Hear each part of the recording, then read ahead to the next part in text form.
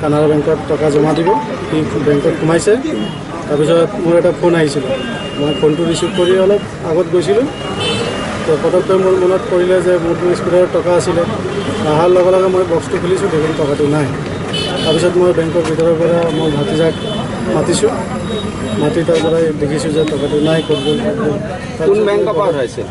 মই টকা উঠাইছোঁ UBI বেংকৰ পৰা। আপোনাৰ নামটো? মোৰ নাম দীপক সিং।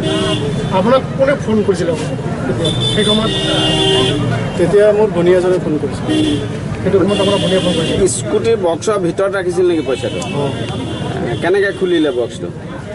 বক্সটো মানে লকটো বেয়াই আছিলে হয়, কিন্তু কেনেকৈ খুলিলে সেইটো মই গম নাপাওঁ। কাৰোবাৰ পৰা সন্দেহ হয় নেকি আপোনাৰ?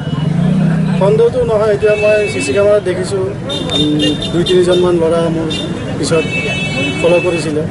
এতিয়া প্ৰশাসনৰ পৰা আহিছে। ইউনাইটেড বেংকৰ পৰা ফ'ল' কৰি গৈছে অঁ কানাড়ালৈকে। অঁ আপুনি কিয় উঠাইছিল ইমানখিনি টকা? মোৰ দিবলগীয়া আছে, ঋণ আছে। ঋণ মাৰিবৰ কাৰণে উঠাইছিল? 2,06,000 টকা। 5,000 টকা।